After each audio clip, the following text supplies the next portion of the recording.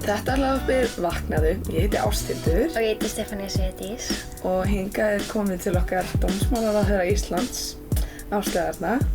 Bara vertu hjartalega velkomin og takk fyrir að koma. Takk fyrir að bjóða mér.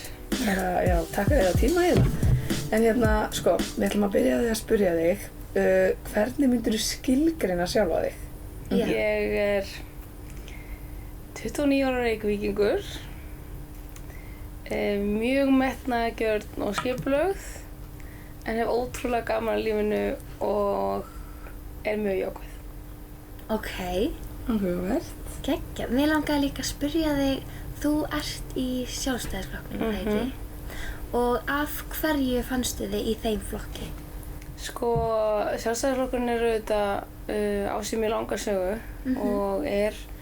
og var kannski á þeim tíma sem ég fyrir í stjórnmál eini flokkurinn sem var til hægri á íslenskum stjórnmálum, en samt og á svona í grunninn í kringum svona frelsishugsjónina.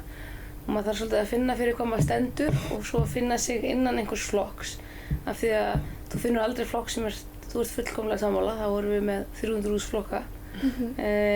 Heldur finna flokk sem þú svona ert í takti við hvað var það svona grundvalla stefnuna. Og Sjálfstæðisflokkurinn í grunninn snýst að frelsi einstaklingsins og það er svona sú stefna sem heillaði mig og ég var tilbúin að reyna að breyta samfélaginu með. Ok. Og bara í rauninni á sér auðvitað langa sögu og það eru auðvitað sum finnst það bæði jákvætt og neikvætt, en það er líka mikilvægt að fyrir mig að sjá að þetta er flokkur sem getur haft áhrif. Og getur breytt og bætt og gert eitthvað gott fyrir samfélagið okkar. Og fyrir mér er bara mjög mikilvægt að svona þessi grunnhugsjón og þau stjórnmál líka ná svolítið upp, af því að það er mjög auðvelt að einhvern veginn vera að horfa á alla flokkana eða allir í kosningabaráttu og það eru allir eitthvað, við ætlum öll að bæta heilbrigðiskerfið. Já. Þá ert þú bara eitthvað að byrja, hvernig á ég þá að velja flokk? Já. Maður verður að fara í grundvalla stefnuna, því að þá sérðu meira hvernig á hverju ákvarðanir verða byggðar og hvernig fólk ætlar að ná þeim árangri sem það segir sér þarna. En fannst þér ekki flókið, þú veist, sem ung kona, sérstaklega þegar þú byrjaðir, að svona einhvern veginn ákveða eitthvað eitt flokk sem þú vildir vera í? Mér fannst það einhvern veginn liggja frekar beint við mér. Ok. En hvernig var að kynna sér þetta allt saman? Eða svona hvernig, af því að maður oft einhvern veginn, þegar maður svona orðrómurinn í kringum hann, þá er oft bara staðan svo að það veit enginn hvað er að gerast. Nei. Eða margir, ég vil ekki segja algjörlega. Og þess vegna hef ég auðvitað reynt svolítið að vera með mjög aðgengilega samfélagsmiðla eins og Instagram, þess að ég svolítið að reyna að útskýra hvað ég er að gera með svolítið bara, einföldum og skemmtilegum hætti og það þurfi ekki allir að lesa greinarnar sem ég skrifa í Morgunblaðið. Nei. En ég reyna að deila því sem ég er að segja víðar og með fjölbreyttari hætti, svo að mitt fólk hafi gott aðgengi að því hver er að berjast fyrir, af hverju erum við að reyna að breyta og fá í gegn og fyrir hvað við stöndum. Það er auðvitað, maður þarf að leggja þess á sig til að koma sér inn í mál, en það er aðgengilegar, ég meina heimasíður allra flokka til að lesa, en maður þarf átt að sjá því hvað eru þú veist, markmið og bara svona loforð sem flestir eru með og hver er síðan svona grundvallar hugsjónin sem liggur að baki, af því að það er mjög mismunandi hvernig fólk ætlar að ná markmiðinu, þó við sem kannski sammála við ætlum öll að bæta Ísland, en svo hefur maður kannski bara trú á ákveðinni stefnu til að ná því markmiði. Og telur að hina muni ekki gera það. Og hvernig ætlar að breyta Íslandi, og hvernig á maður að breyta Íslandi til hins betra? Og hvað er númer 1, 2 og 3? En þú ert náttúrulega bara ung kona í stjórnmálum og á Alþingi og myndið þú kalla þig feminista? Já, það er bara 100%. Já, það er engin spurning. Frábært. Þannig að ég held að það sem vefst fyrir fólki þegar það spurt þessu, kannski sérstaklega eldri kynslóðinni. Já. Það er kannski að því að fólk heldur að það þurfi að vera eins feministi og einhverju aðrir. Og það er kannski það sem svona fólk hrættum að setja sig í einhvern hóp sem það finnur sig ekki í og það er allt í lagi, en þú getur verið svo alls konar feminismi og bara feminismi sem slíkur snýst bara þú veist, að til dæmis fyrir mér bara frelsi, þú veist, að kona hafi nákvæmlega jafnmörg frelsi og tækifæri og aðrir og það sé engin munur þar á og fyrir mér er það bara stefna Sjálfstæðisflokksins sko. Þannig að ég bara hugsa, þú veist, það er fáránlegt einhvern veginn að gera Sjálfstæðisflokkinn og segist ekki vera feministi. Ok, ég lifi bara með þeim orðum að þú veist, það geta allir verið feministar og þú veist, það eina sem allir feministar þurfa að vera sammála er bara jafnrétti kynjanna. Og þú veist, það skiptir ekki máli hvernig þú ferð að því í rauninni, þú veist, það geta ekki allir feministar verið sammála. Því þannig að einmitt eins og það segja, þú veist, það er ekkert bara allir feministar eins. Nei. En hérna, bara undir svona, að ég er búin að pæla rosa mikið í hérna, svona hvernig svona þingið og hérna ríkisstjórnin og allt þetta og bara RÚV og fleiri fara af því að svona markaðsetja svolítið það sem að ríkisstjórnin og það sem er að gerast í landinu svona hvernig það er sett fram bara vegna þess að mér finnst ekki hægt að segja bara þú veist hérna eru þessi flokkar þeir eru að gera sín störf það er hægt að þú veist sjá hérna það sem þeir eru að gera á Alþingi á RÚV hérna einhvern tímann hérna og það eru hérna skammstafir þingmanna skilurðu og hvenær þetta er og maður er einhvern veginn svona það er einhvern veginn mér finnst allavega svona unga kynslóðin í dag ekki alveg að skilja bara svona svo ég tali frá sjálfri mér allavega og ég hef mikið að vera að velta fyrir mér þú veist eins og maður sér metnaðinn einhvern veginn sem er sett í svo margt sem er gert þú veist ef við tölum RÚV það fær ótrúlega mikið peningum á ári, ótrúlega mikið og það eyðir þessum peningum í ákveðin verkefni sem við erum með og ég bara skil einhvern veginn ekki alveg bara þetta er algjörlega hrátt hjá mér ég bara skil ekki alveg hvers vegna það er ekki lagður meiri metnaður í að sýna frá hvað þýðir að gera en þess að það er grundvöllur alls sem er gert hérna og gert í landinu það er það sem þýðir að gera og það var einmitt, ég var að horfa myndband hérna frá einhverjum í hérna Harvard í hérna svona einhver sem heitir Girls for Girls sem er svona til þess að efla konur hefur heyrt það kannski og hérna að gera konur að leiðtogum vegna þess að 90% af heiminum sem eru við völd eru karlmenn og hérna og þar voru að horfa á þetta myndband og þá segir þessi maður að hérna að sem sagt það var eitthvað sem kom til hans og sagði hann spurði einhvern hérna nemanda sinn myndir þú vilja fara á þing myndir þú vilja vera alþingismaður eða vera í ríkisstjórn eða eitthvað svoleiðis og sagði nei mér langar að vera eins og Bill Gates mér langar að vera ríkur mér langar að eyða peningunum í eitthvað gott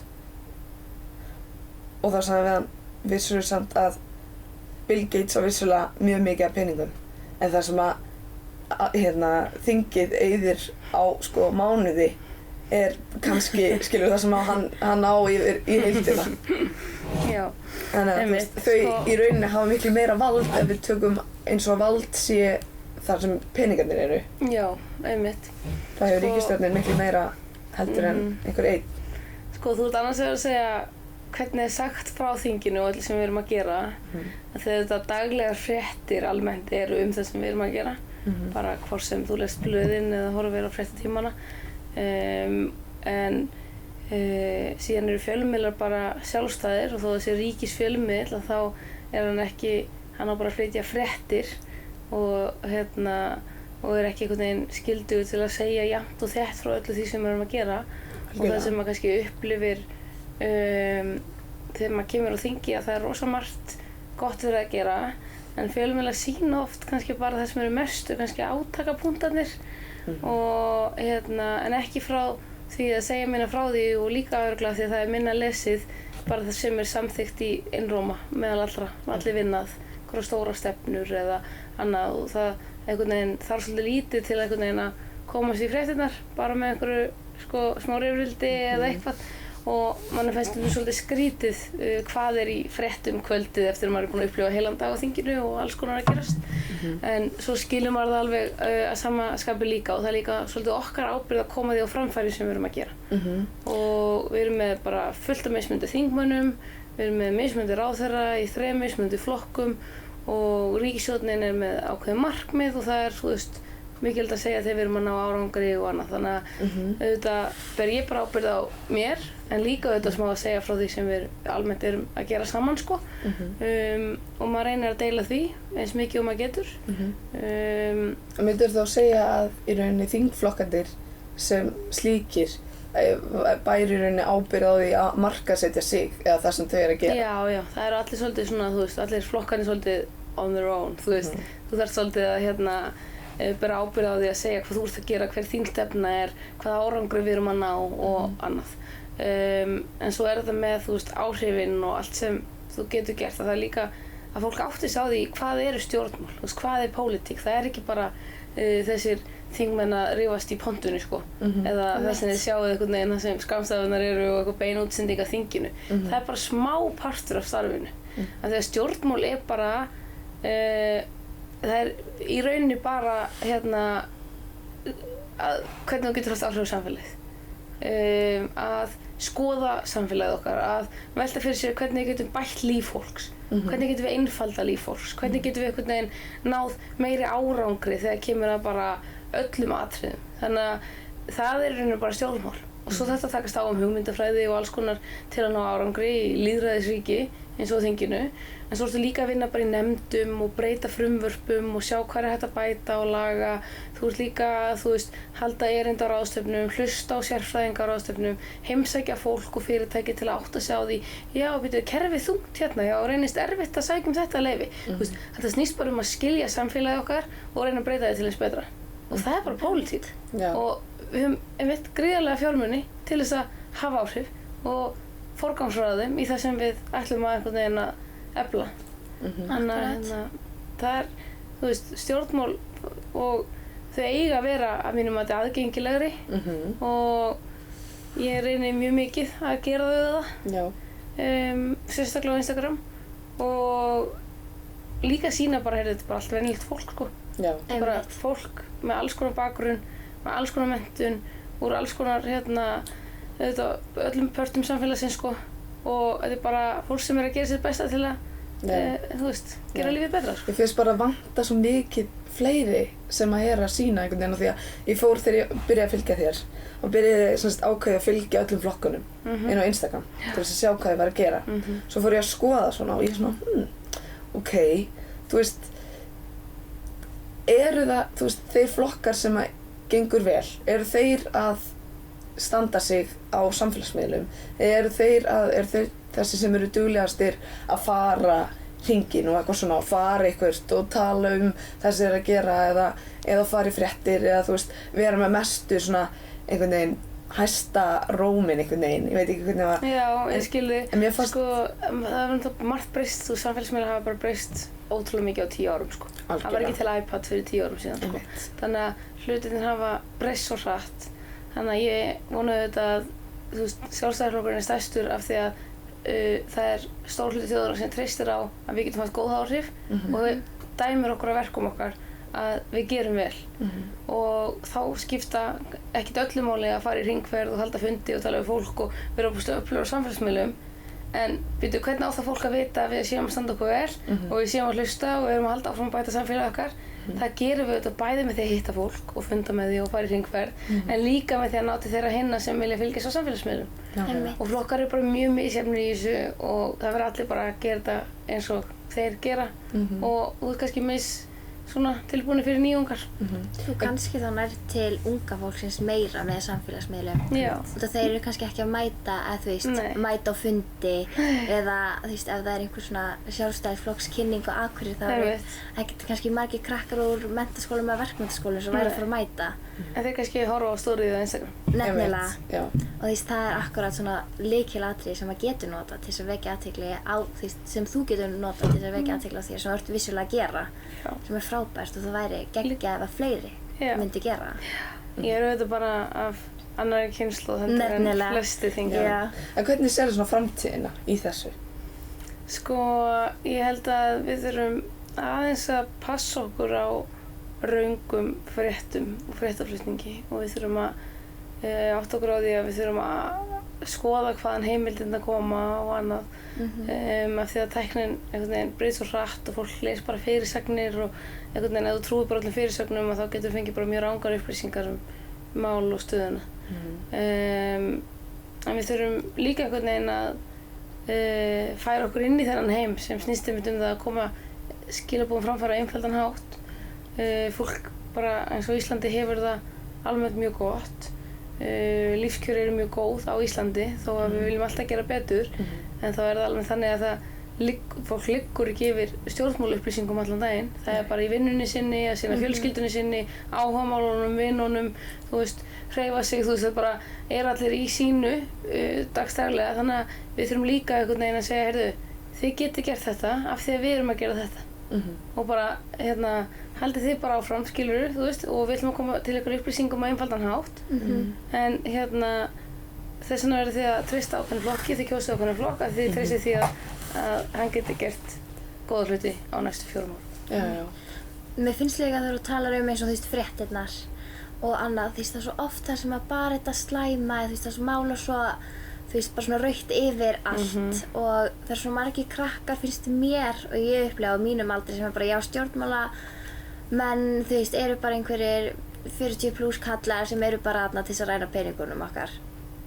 Og þú veist, maður bara svona, þú veist, ekki allir, þú veist, ég þekki ekkert alla persónulega, ég vola lítið, þú veist, ég vildi ég væri duglegri að fylgjast með. En því síðan maður bara, síðan ert þú þarna og þú veist, það bara svona tjekki á stöðinni.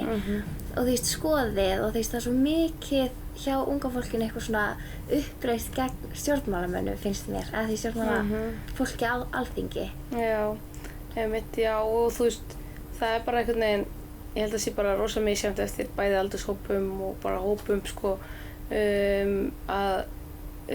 hvað því finnst einhvern veginn stjórnmál og það er þess vegna sem mér finnst svona þau verða að vera aðgengilegri eins og ég er búin að segja en það er enginn í stjórnmálum og ekki í neinum flokki sem einhvern veginn er þarna til að ræna peningunum eða vera slæmur aðili eða ekki einhvern veginn fylgja sinni sannfæringu sko þó ég sé mjög ósammála mjög mörgum á þinginu að þá eru bara allir þarna til að hafa bara mismunandi sjónarhorn á hlutina og og maður verður líka bara að velta fyrir sér, þú veist, maður getur breytt samfélaginu á mjög ýmsan hátt, maður getur tekið þátt í byltingum, maður getur stofnað fyrirtæki, maður getur verið kennari, þú veist, maður getur breytt samfélaginu á ótrúlega margan hátt en þú getur líka breytt samfélaginu og leikreglum þess með því að vera þingmaður og það er bara, þú veist, fólk, það verður bara að leggja sig smá á sig að reyna að þú veist, átt að sá því, heyrðu, já, ok, þarna eru þau að gera það, þú veist, af hverju eru þau að gera þessa hluti? Af hverju gera þau svona? En ekki bara kannski leysa einhverjar fyrirsagnir og svona blammeringar á stjórnmálamenn af því að þá færðu aldrei í raun og veru skilningin á því hvað við erum að fást við hverjum degi. En hvað myndirðu segja að væri einhver svona ákveðin svona uppskrift að því að komast á þann stað sem þú ert á til dæmis? Myndirðu segja að væri eitthvað svona, eða því að þegar maður skoðar allskyns fólk á Alþingi, þá er það oft einhvern veginn, það hefur farið svipaðar leiðir, finnst mér. Sko, það er engin uppskrift til að verða þingmaður eða ráðherra, nema það að hafa áhuga að vera duglegur, sko. Þú auðvitað að hafa fyrst og fremst einhverju hugsjón sem þú ert að standa bak við og langar einhvern veginn að ná fram. Maður verður að hafa metnað og skilning fyrir því að manns eigin hugsanir eru ekki einu sem komast að. Það er alls konar annað, fólk verður ósammálaðir og það er bara allt í lagi. En það þýðir það ekki að þú þarft einhvern veginn að hafa læri þér þó að það sé ekki allir sammálaðir. Þú þarft að vera trú þinni hugsjón, hvað þú telur að getur haft góð áhrif. Þú þarft að finna þér stjórnmálaflokk. Það er gott að hafa hóp. Þú veist, þú getur haft áhrif á persónukjör innan flokkana, hvernig fólk er raðað á listað og hvaða fólk með svona prófkjörum og öðru slíku. En það er mjög gott að hafa hóp sem er svona með grunnhugsjónina saman.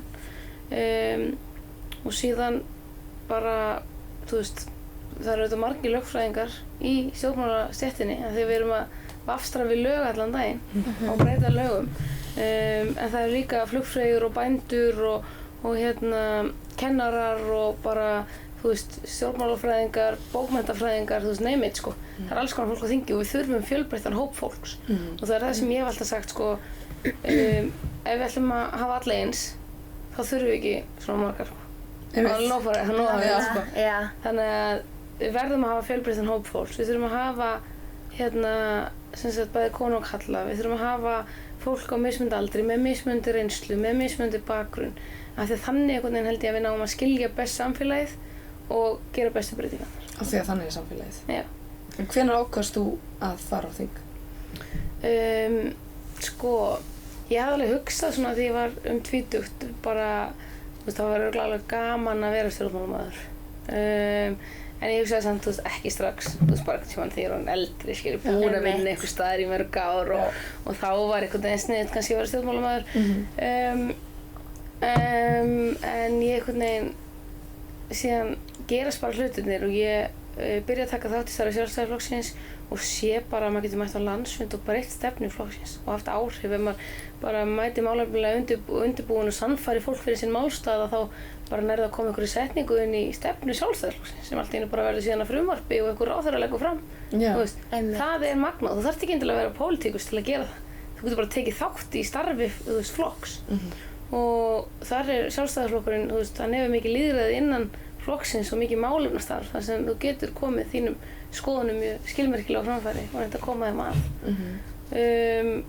Og ég fær svona verð formaður Heimdallar sem er unglingahreyfingin í Reykjavík og finnst mjög gaman einhvern veginn að vekja athygli á svona einföldum hlutum, svona pólitískum hlutum með aðeins öðruvísi hætti. Af því ég áttaði mig bara á því, heyrðu, ég get ekki skrifa ykkur grein um skatta og eitthvað ungt fólk er að lesa hana, gleymið því. En ef ég gef kannski fjármálaráðherranum sko hagfræðibók fyrir byrjendur, af því ég er ósammála skattastefnunans, þá fyrir kannski einhver að lesa það sem ég er að segja um skatta.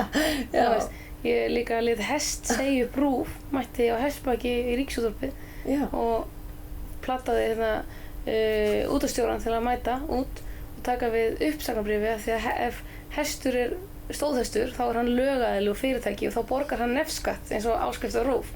Og ég var bara að sýna fram á fáránleika þess að fyrirtæki og lögaðili borgi allir í Ríkisútvarpið af því að hesturinn er obvíslega ekki að horfa á Ríkisútvarpið. Þannig að ég var að reyna að vekja athygli á, heyrðu, við þurfum ekki að taka svona mikið fyrir fyrirtækjum með fáránlegum hætti og allir þau lásað út af því.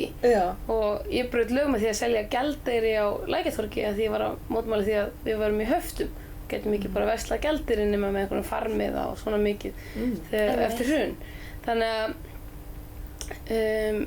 ég sá bara, heyrðu, þetta á mjög vel við mig, þú veist. Mér langar að vekja athygli á því sem ég hef að segja og mér gengur vel með það og síðan fer ég bara í síðan hugsa ég svona búin að vera formaður Heimdallar í 2 ár eitthvað, ég þarf að róa mig, ég er of mikill sjálfstæðismaður, skilur, ég þarf einhvern veginn passa mig að vera ekki of föst við eitt flokk eitthvað og ætla að reyna að taka mig svona smá pásu, það gekk ekkert og því ég er síðan 25 ára að þá mæti ég á landsfund og mér fannst einhvern veginn flokkurinn vera bara frekar döll og allir einhvern veginn á sama aldri og ég var smá eitthvað svona bara punk í mér og við skipuleggjum okkur ógeðslega vel allir ungliðarnir, mætum 200 ungliðar á landsfund og með 100 breytingar á stefnuflokksins, ótrúlega málefnilega og vel undirbúin, hátt í 90% var samþykkt inn í stefnuflokksins og þá var ég svona, ég fann bara svona, heyrðu, fólk var tilbúið að hlusta og þá ákveði ég að bjóða mig fram í forystu flokksins á móti sem sagt Guðlaugi Þór sem þá var ritari flokksins og heldræðu og bara því ég horfa á ræðin dag þá er ég bara djöfull var ég frökk þú veist, ég var smá svona ég stóð bara fyrir framann yfir 1000 manns og bara eitthvað treystið þið ekki ungu fólki það? Þú veist, bara hvert ætlið þið að stefna ef þið treystið ekki ungu fólki? Segið það bara eða meinið það? Og bara literally sagði þetta fyrir framan allan Sjálfstæðisflokkinn og það endaði með því að Guðlaugur Þór steig til hliðar og ég vann og þá er ég einhvern veginn komin í forystu stærsta stjórnmálaflokks á Íslandi, 25 ára sem er svona ólauna gig, skilur við, svona forystu gig, þú veist, ég í skóla og ég var bara, já ok, ég er að fara í pólitík. Ég hélt einhvern veginn, ég væri bara að fara að halda punk ræðu og svo myndi Gulli líklega vinna. Já, en þú verður samt búin að gera þessa ræðu þannig að þú vildi bara hafa áhrif með ræðunni. Já, þú veist, það var svona fyrsta pælingin, skilur, ég hugsaði alveg, ég get unnið, það verður tæft, þetta verður svona slagur en svo eftir ég fekk viðbröð með ræðinni og bara, þá var ég bara ég geti literally rústað þessu ég en já, þá var ég einhvern veginn og ég var bara að byrja í mastersnáminu mínu í lögfræði og svo verða kosningar ári fyrr, það verða 2016 sem sagt þá hugsa ég bara, heyrðu, ég er í geggjari stöðu ég get ekki kvartað við þessi ekki ungt fólk á þingi ef ég býð mig ekki sjálf fram Nákvæmlega. þú veist, það er ekki fólkinu sem er þarna fyrir að kenna það sé ekki ungt fólk Nei. það er bara, hefur áhuga á að vera stjórnmálamenn sko en við eigum líka að hafa það Já. og við eigum bara að segja þau, við eigum bara geggjaða rödd ok, ég er ekki búin að vera í atvinnulífinu í 30 ár sko Nei. en heyrðu, ef við ekki bara reyna að hafa ótrúlega fjölbreytt fólk ég hef alveg margt bara að segja sko Já. þannig að við verðum að trúa á sjálf okkur og bara ögra eldra fólkinu bara, heyrðu, við erum líka mætt sko þið þurfum líka að hlusta á okkur sko Bara halleluja. En þú hefur samt gert alveg ýmislegt svona í atvinnulífinu, ekki satt? Já, ég náði mér í mismunandi reynslu og fannst það rosa mikilvægt. Ég veit ekki alveg hvað ég var að spá, kannski bara einhvern veginn sá einhver annar þetta fyrir. En ég hugsaði þegar ég var í lagadeild, mig langar að vinna fjölbreytt störf með lagadeildinni og sumrin til þess að fá fjölbreytta reynslu að því mig langar einhvern veginn ekki strax að sitja bara við skrifborð og ég hugsaði einhvern veginn ég verður örugglega aldrei svona málflutningslögmaður ég verð aldrei bara einhvern veginn við skrifborðið mitt heilu og hálfu dagana af því ég er svona rosalega mikið félagsvera og bara dýrka fólk og ég verð einhvern veginn að hlusta og vera í samskiptum meira við fólk þannig að ég verð sem sagt blaðamaður á Morgunblaðinu og það er rosa góð reynsla að vinna í fjölmiðlum að geta skrifað efni og kynnt sér fjöldamála og tekið viðtöl og spurt eftir spurningana það var rosa góð dýrmæt reynsla síðan verði ég lögreglumaður svona héri, svona ómenntaður lögreglumaður sumarafleysingamaður og sem sagt fullur vinnu á sumrin á Suðurlandi og svona aukavinnu aðeins á veiturnar og það var líka mögnuð reynsla og maður bara metur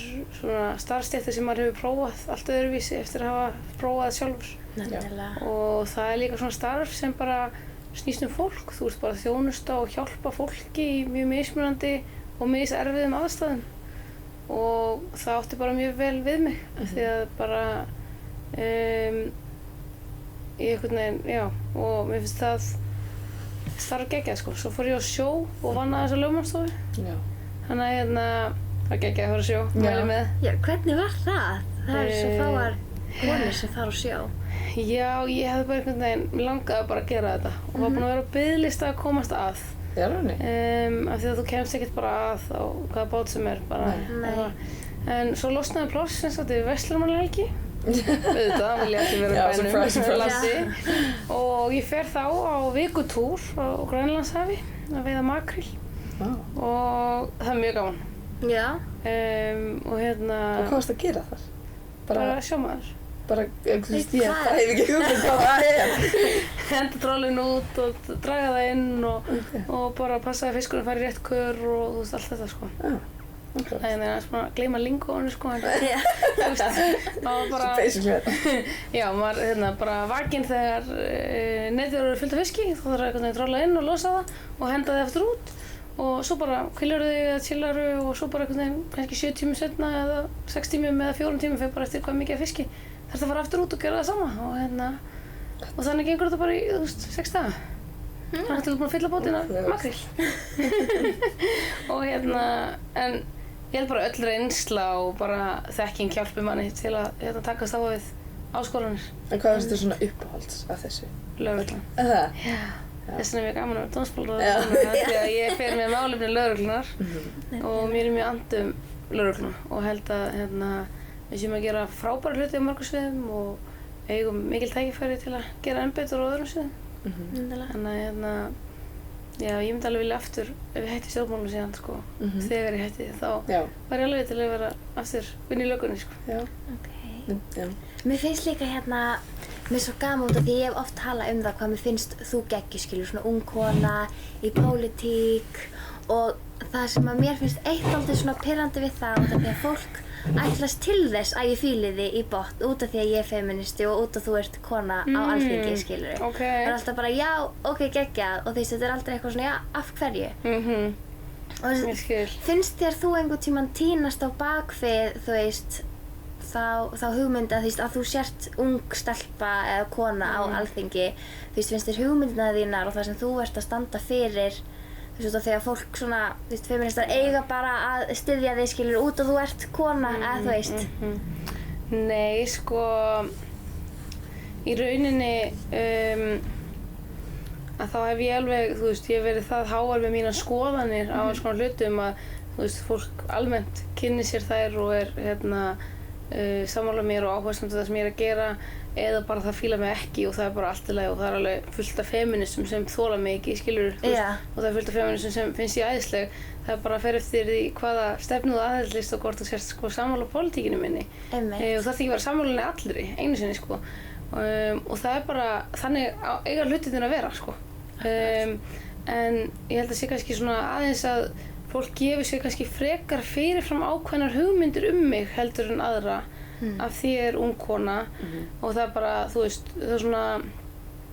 er svona búið að ákveða að ég sé bara leiðileg og frek og einhvern veginn hafa alltaf verið einhvern veginn að berjast áfram og og það er svona kannski það frekar sem ég finn fyrir. Að svo þegar hitti ég fólk og það bara, þú ert svona, bara, já, bara, ég var búin að upplifa það einhvern veginn allt öðruvísi og það er rosa gaman, mér finnst það mjög skemmtilegt því að oft segja bara, einhverja eldri menn sem hitt á fundum og þeir bara, það er bara svolítið mikið spunnið og maður er hvað en ekki hvað? Bara, ég held ég væri bara einhver pundudúka eða eitthvað skraut, og það er kannski það sem svona ég finn fyrir en það er ekki endilega slæmt þegar þú bara hittir fólk eða fólk verður að fylgjast meira með þér og þá kemur þér bara frekar og óvart í staðinn fyrir að valda fólki vonbrigðum þannig að það er ekkert endilega slæmt. Þú ert svona, bara, en ég held að ég hef ekki fundið fyrir því einhvern veginn öllum feministum eða öllum konum þurfi að líka vel við mig að því ég er unga konan í pólitíkinni eða yngsti ráðherrann en auðvitað held ég samt að konur þurfa svolítið að standa saman og áttu sig aðeins á því hvernig er að vera kona í pólitík og oft er niðurrifið mikið og konur endast skemur í pólitík og hafa gert það langa hríð og það lítur að vera eitthvað ástæði fyrir því við kannski bara nennum minna öllu áreitinu til langs tíma sem fylgir því að vera í stjórnmálum við kannski metum bara lífið öðruvísi finnst bara mikilvægara einhvern veginn að forgangsraða lífinu öðruvísi þegar þú ert komið með fjölskyldu og annað það getur líka verið einn ástæðan að við endum styttra pólitík sem vilja meina að almennt er tekið harðar á konum ef þær gera mistök heldur en körlum að karlar fái auðveldari annan séns og það gleymist en það sé tekið mun harðar á konum ef þær gera mistök í pólitík og það sé bara búin að vera og líka það sé svolítið fólk er ennþá bara, já þú er svo efnileg bara ég er orðin dómsmálaráðherra ég var efnileg en nú er ég góður stjórnmálamaður og það er alltaf lagi fólk má líka alveg segja en svo einhvern veginn verður bara efnileg og síðan verða konur bara einhvern veginn orðnarlega gamlar til að vera í pólitík eða þreyttar eða eitthvað þannig að það er eins og það vanti svolítið svona toleransi fyrir bara fjölbreyttum konum og alls konar konum Ég var að pæla út af því að ég er núna að fara með fyrirlestra og ég hef oft átt erfitt í grunnskóla og verkmenntaskóla ég hef oft átt erfitt með að ákveða í hverju ég á að vera og ég man eftir ég var einu svona að klæða mig fyrir fyrsta fyrirlestur mínu, ég var ógeðslega stressuð og bara ok, hvernig vil ég koma fram? Ég var máta pils og ég var máta buxur og kjól og sem var bara ég er aldrei í kjól, af hverju ætti ég að fara í kjól og þá kærastinn mér var bara ekki fara í svona bara, þú vilt ekki vera þessi klassíski feministi þessi dæmigerða manneskja og ég var bara svona kvátt af því að ég ætla að fara í pils og skyrtu og ég var líka að lesa bókina We Should All Be Feminist þar sem hún talar það þegar hún var að fara að vinna sem kennari og hún átti ógeðslega erfitt með að velja hvort hún ætti að fara í fallega sumarkjólu sínu sem hún elskaði hvort hún ætti að fara í draktinni út af því að þannig átti hún að klæða sig í skólanum Ímyndin af kennaranum þannig hún klæddi sig í drakt og leið síðan ekki óþægilega í tímút, þetta voru bara ekki föt sem hún var vön að vera í og hún var bara svona að reyna að vera eitthvað sem hún var ekki. Og þess ég upplifa það líka rosa mikið bara þegar ég fara með fyrirlestra, þannig ég get rétt svo ímynda mér, finnur þú ekki einhvern veginn svona pressu því þú ert að fara á Alþingi, þú ert að fara á fundi? Jú, þú veist, það einhvern veginn, einn vinur minn sko, minnir mig oft á það sko, þú varst ekki kosin að þú ert fertugkonu í drakt, þú varst kosin að því þú ert þú veist, vertu, þú veist, haltu áfram að vera þú og af því það er oft smá fín lína að vera einhvern veginn ungur stjórnmálamaður og vera að reyna að sannfæra eldri kynslóðina að ég sé ekki of ung, þú veist, að mér sé treystandi og ég sé, en líka haldi það að ég er bara 29 ára og ég má líka bara vera einhvern veginn úti með stelpunum, skilur, þú veist, og einhvern veginn, þú veist, verið leiður eitthvað, skilur, þú veist, þetta er einhvern veginn, ég er einhvern veginn minna að ströggla við þetta núna en ég kannski var fyrst, af því að fyrst fannst mér smá svona einhvern veginn, þú veist, ég var einhvern veginn að koma fram bara sem mjög, þú veist, ábyrg kona og sýna að fólki mér sé treystandi, en á sama tíma verði ég einhvern veginn að haldi það að vera ung, ég verða þú veist, fá að vera ég, þú veist, bæði frístundum mínum og bara almennt svo að fólk kynnist mér og þekki mig, sko, þú veist, ég get ekki einhvern veginn farið í eitthvað gervi. Nei. Og verður einhver ímynda sjálfri þér. Nei, og mér hefur alveg tekist vel að gera þetta, en ég oft svona smá ströggla, þú veist, þetta er bara svona stundum svona lítil ströggl bara, má ég setja þetta í Instastory. Já. Þú veist, og það er svona, kannski kom rosa gott dæmi upp þegar einn fyrrverandi bankastjóri fyrir að atast út í sjálfsmynd af mér sem selfie sem ég sett á Facebook.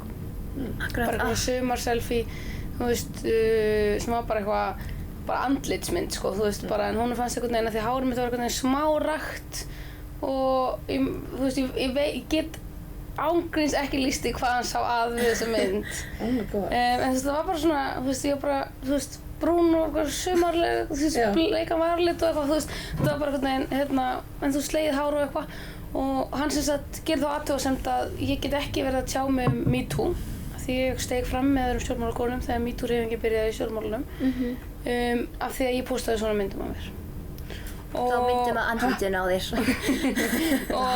og það var svona einhvern veginn og það svona sýndi smá það sem ég var búin að reyna að hafa áhyggjur á var svona, þú veist, tón og þegar ég postaði þessu þá var ég bara að við erum Facebook-vinir ég og þessi maður, það voru það, ég menn ekki hvort ég en og þá sá ég þetta en það stóð allir með mér, skilur, þú veist, það var alveg bara algjör bara, það fór einhverja konur að setja þessa mynd bara í prófæl hjá sér og það kom hashtag bara ekki vera hann, skilur og þú veist, það var svona bara fólk var bara, þú veist, þetta er nákvæmlega sem, þú veist, feministar og konur er að segja, sko, þú veist, þau dæmi ekki einhvern veginn að við getum ekki tala einhvern veginn að þegar við birtumst einhvern veginn, sko, þú veist, hvernig við klæðum okkur eða hvernig, þú veist, bara hvað ég hætti að mála mig og vera alltaf með hárið í tagl eða, þú veist, skilur, þetta er svona, þarna sýndi það smá sig, þú veist, það sem ég hafði áhyggjur af. Þú veist, en ég var að reyna að hafa þær ekki og vera bara ég líka og bara, þú veist, posta setja mynda mér á Facebook, sko.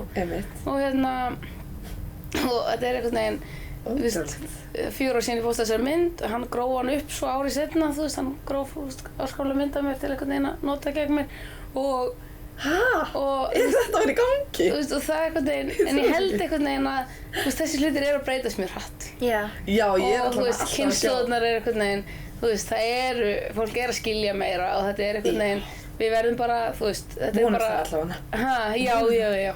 Og en þarna svona einhvern veginn sýndi það sig það sem ég hafði haft smá áhyggjur af. En eins og þú sagðir því þá stóðu allir með þér, eða þú veist, allan þá flest allir sem að ég vissi ekki alveg hvernig þetta myndi axlast. Nákvæmlega. Áhugavert, það er bara, allir bara, já, nei, vistu, þetta er alveg bara skrítið mynd hérna sem hún er að posta. Væntanlega ekki, þú veist, það er líka komið svo mikil samstæða. Svo gerði ég bara, setti þetta upp í gríni og postaði seinna mynd af mér sem var bara, ég var í sama kjól, þú veist, eitthvað svona blómakjól, þú veist, og sama kjól og postaði svona annarri mynd og eitthvað, ég er ekki ennþá búin að fá reglurnar hvernig 27 ára þingmaður má vera, þú veist, frá honum, skilur, þú veist, þannig að maður þarf líka smá bara, maður má ekki láta það áhrif á sig, þú veist, maður verður að halda áfram að vera maður sjálfur, að berjast fyrir þeim gildum að það skiptir engu máli hvernig ég klæði mig eða hvernig ég lít út með hvað ég hef að segja, ég hef bara mjög mikið að segja og ég er í stjórnmála þess vegna. En hvernig er svona þegar þú átt slæma daga? Hvernig heldur þér áfram? Hvernig heldur þér ganga? Góð spurning, sko. Ég fer að sofa. Já. Af því ég vakna eiginlega alltaf hressari. Já, þú veist, ég er mjög góð í það að skilja slæma daga eftir á þeim dögum. Ok. Og það er rosa mikilvægt að sofa. Og maður fungerar ekki þó að ég gerir rosa mikið og allir eitthvað svona, þú ert með svo marga tíma í sólarhringnum. Maður sefur samt, sko. Af því að, þú veist, þú nærði ekki með árangur á þeim tími sem þú ert vakandi eða þú ert þreyttur. Nákvæmlega. Það er alveg. En svo á maður bara misjafna daga og þegar það eru svona viðkvæm mál, oft koma mjög erfið mál upp í ráðuneytinu mínu sem, þú veist, einhvern veginn beina spjótin að mér og þau geta alveg verið mjög erfiðir dagar. Eða bara að maður er illa stendur eða bara mjög mismunandi. Að þá held ég að ég einhvern veginn kom í gegnum með þess að bara aðeins minni kröfur á sjálfa mig. Þú veist, bara er það alltaf lægi að bara gera ekkert í kvöld eða bara, þú veist, horfa á eitthvað heiladautt sjónvarpsefni og fara bara, þú veist, skilurðu, þú veist, það var bara einhvern veginn að reyna einhvern veginn að bara, heyrðu, þú veist, morgundagurinn verður bara miklu betri. Af því að ég er einhvern veginn, já, ég held að það sé einhvern veginn algjört lykilatriði að geta skilið þann dag eftir á þeim degi og svo vakna bara nýr dagur og bara, heyrðu, mestum þannig dag. Já, ég var að pæla út að Sólborg var hérna hjá okkur í smá spjalli og hún alltaf kom til þín hvað, 300 eða 200, 300 sögum? Já, alveg 100 söga, einmitt. Hvernig fannst þér að fara í gegnum það?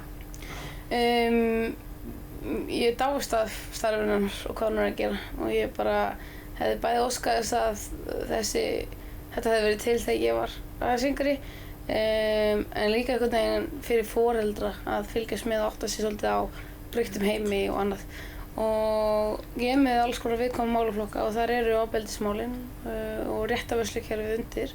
Við erum alltaf að skoða hvernig við getum skoða út frá brotaþola, hvernig getum við gert kerfið betra og við erum búin að breyta kerfinu rosalega mikið á síðustu 4 árum til hagsmuna fyrir brotaþola. Og við erum áfram að vinna að því og eins og eftir Akureyri er ég að fara að heimsækja bæði lögregluna og Bjarmahlíð og það eru þessar þolendamiðstöðvar eins og Bjarkarhlíð og Bjarmahlíð sem allur heimurinn er að horfa til. Ég var í ráðstefnu í París ofbeldi í nánum samböndum og hvað við sem stjórnvöld erum að gera, hvað við lögreglan er að gera og tala þessar þolendamiðstöðvar og það er allir heimurinn að fara að búa til svona, horfa til Íslands þegar kemur að þessu. Og það er einhvern veginn magnað af því að ég var bara, heyrðu, þetta er gott konsept, þetta er að virka vel hér. En svo kem ég út til Parísar og það er bara heil umræðu og panel family centers like Iceland, sko. Og og það er einhvern veginn, þú veist, við erum auðvitað fremst í mjög mörgu og það þýðir samt ekki það að við séum fullkomin, þú veist, alls ekki og við eigum alltaf að vera að sækja fram og bæta og gera enn betur og skoða af því að þannig líka færum við allan listan upp. Þú veist, ef við erum í efsta sæti af því að við erum best í jafnréttismálum að ef við færumst ekki upp þá taka bara aðra lönd fram úr okkur, sko. En ef við færumst upp þá færum við standardinn. Akkurat, ofar þetta er bara það sem ég lifi við, sko. Ég er svo sammála.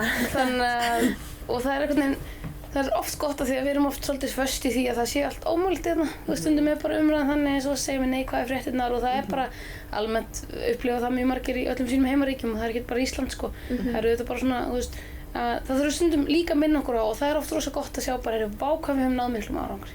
Þú veist, vá hvað við erum að gera, þú veist, bara að segja það við ykkur á erlendri ráðstefnu og fólk er bara, maður er kannski að segja hvað sem manni finnst mjög eðlilegt. Bara við höfum að skoða þetta kerfið út frá brotaþolum. Kerfið má alveg vera mannlegt. Það er fólk, þú veist, lögin okkar og reglunar er bara líf fólks, þú veist. Við erum að skoða það út frá mannlegum eiginleikum, sko. Þú veist, við erum að bjóða þolendum upp á sálfræðiaðstoð eftir skýrslutöku. Þú veist, það er nýtt verklag lögreglu. Við erum með, þú veist, þú getur fengið nálgunarbann á ofbeldismann innan 24 tíma meðan lögreglan heldur honum svo við þurfum ekki að taka brotaþolann af heimilinu sínu. Þú veist, það er bara alls konar sem við erum að gera og fólk er bara, já, meðan okkur finnst þetta svo sjálfstæðar framfarir. Og það er oft gott til að byrja að sjá af því að það gefur manni svolítið kraft í störfum hans. Það bara, það er allir að horfa til okkar, sko, þú veist. Höldum áfram að gera vel, sko, þú veist, við erum búin að gera fullt og höldum áfram. Akkurat. Einmitt. En hvað ætlar að gera við það sem hún gafir, eða þú veist, allt þetta? Sko það er auðvitað bara upplýsandi að fá svona. Ég hef þetta kannski lítið gert í þessum málum en þetta varpar ljósi á vandamál, bæði í stafrænum heimi, stafrænt kynferðisofbeldi, alls konar svona nýjar áskoranir sem við erum að mæta hvernig eigi að taka á, en þetta líka þetta varpa ljósi að við þurfum að fara líka í forvarnir og fræðslu, hvar mörkin liggja, þú veist, hvar einhvern veginn það sem Sólborg að gera, þú veist, við þurfum að taka þetta meira inn í menntakerfið okkar og það var líka þetta heima og ég vona muni líka að afhenda menntamálaráðherra þetta. Og það er aðgerðaráætlun sem þvert á alla þá ráðherra sem þetta kemur við sem sagt að stoppa kynferðisofbeldi og að ná meiri árangri að gera ennþá betur í þessum kerfum og ég að skoða bæði lagabreytingar, ég búin að beina því til ríkissaksóknara og lögreglu ýmsar vangaveltur og breytingar sem við höfum verið að vinna með sérfræðingum og annað og það bara þannig sem maður heldur áfram að vinna og ég held að þetta bara hjálpi manni að bæði rökstyðja það sem maður að gera en líka bara, þú veist, það alltaf gott að fá sögur og þannig bara virka pólitíkin að þú ert að fá sögur af fólki þú fær dæmi af einhverju, þú veist, sama í rauninni í hvaða vettvangi það og þá sérðu, já, við þurfum kannski að breyta þessu og laga þetta. En einhver svona, það horfir bara á dagana þína, einhver dagur eins? Einhver dagur sem bara svona, þetta típíski dagur minn? Auðvitað einn kannski dagur þar sem einhvern veginn, það ríkisstjórn fyrir hádegi og svo ertu á fundum í ráðuneytinu en samt alltaf mismunandi hluti og svo ertu með eitt ávarp eða eina ræðu og svo dagurinn búinn, sko, þú veist, en það engin dagur eins eða sömu atriði og dagarnir líka eru svo ófyrirsjáanlegir. Það kemur bara eitthvað, það gerist bara eitthvað, það eitthvað viðburður, þú veist, það óveður, það almannavarna ástand, það bara einhverjar jarðhræringar í, þú veist, ég með almannavarna mál, þú veist, eða það bara kemur upp eitthvað útlendingamál sem kemur í umræðuna eða það eitthvað í lögreglunni eða eitthvað frétt sem ég veit ekki af sem verið að tala eitthvað í lögreglunni og þá þetta bara breytist dagarnir hjá mér af því að þetta hefur bara áhrif á það, þetta í umræðunni, þá vilja fréttamenn tala við mig, vilja vita hvað ég að gera og ég þarf að skoða hvað verið gert þessu málaflokki, hvernig stefnu ég vil hafa í honum, þú veist, er ég að gera eitthvað rangt sem ég þarf að leiðrétta mín störf eða bara kerfið í heild sinni, þú veist, á hvernig ég koma því á framfæri, þarf ég að setja einhverja vinnu í gang, þú veist, það bara, dagarnir breytist svo hratt. En hvernig gengur þér að halda þessu öllu einhvern veginn, tekurðu vinnuna þína alltaf með heim? Sko, ég reyni ekki. Ég oft held einhvern veginn að ég, ef ég tek allan þannig að bunga heima, ég muni lesa hann, skilur, þú veist, svo gerði ég það kannski ekkert. Af því að það einhvern veginn ekki gott að vera alveg í vinnunni þangað til þú sofnar. Nei. En vinnan þín samt þannig svolítið að þú þarft alltaf að vera viðbúin því að vera í vinnunni, þú veist. Fjölmiðlar getur bara komið eitthvað upp á kvöldi til eða eldsnemma mótni til eða þú veist helgi og sunnudegi, þú veist, það er bara og maður þarf bara að vera svolítið sveigjanlegur en átt að sjá því líka þegar maður ætlar að ekki að vera í vinnunni að vanda sig við það, þú veist, en maður getur það, þú veist, fara í frí og hlaða batterína því að þegar þú ert í vinnunni, þú veist, þá verða vikurnar bara, það er brjálað að gera, sko, þú veist, þetta er bara, en þetta er rosa gaman, þú veist, ég myndi aldrei þrífast í þessu nema mér þetta þetta ofboðslega skemmtilegt og gefandi. Og ég fæ fullt tilbaka því að, þú veist, fólk hrósar manni og fólk segir, heyrðu, þetta breytti miklu. Þú veist, ég breytti lögum nálgunarbann þegar ég var þingmaður og bara heyra lögreglumenn segja, heyrðu, þetta er einfalda, fullt af fólki í lífið og bara kvennaathvarfið að segja, heyrðu, þetta er einfalda. Þú veist, maður bara, heyrðu, já, þú veist, maður getur haft raunverulega áhrif, sko. Maður getur breytt bara reglum samfélagsins, sko. Já, og það er það sem þú ert að gera. Það er það sem maður er að gera. Og dagarnir eru crazy, oft. En þú veist, svo verður maður bara að hitta vini sína og hlaða batteríin og fjölskylduna og þá einhvern veginn bara, þú veist, er þetta allt þess virði, sko. Það er kannski líka bara lykillinn að því að týna sér ekki, þú veist, í því að vera stjórnmálamaður, þú veist, að eiga, þú veist, líf og eiga gott samband við vini og þá, þú veist, þá heldur þér eitthvað svo mennskri að þú veist, sérstaklega. Hvernig gengur að viðhalda því? Sko, ég er mjög kapsum í því að halda vinasamböndum og hitta vini mína og skipuleggja það og, en ég veit að, þú veist, hef ekki jafn mikinn tíma á áður og þú veist, það stundur bara að skrítið eitthvað, já, ég var næsta lausa hádegi eftir 10 daga. Það er stundur bara eitthvað, hvað er að mér? Þú veist, það getur ekki verið að þetta sé einhvern veginn staðan.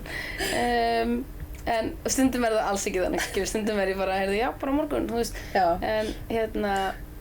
En vinir mínir eru æðislegir og mjög skilningsríkir allir og ég einhvern veginn, ég veit það ekki, ég seti þetta í mikinn forgang sjálf, þú veist, þann frítíma sem ég á.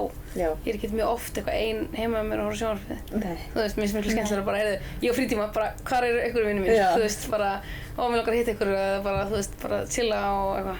Já, það var gaman. Núna er tíminn dálítið að renna frá okkur. Já.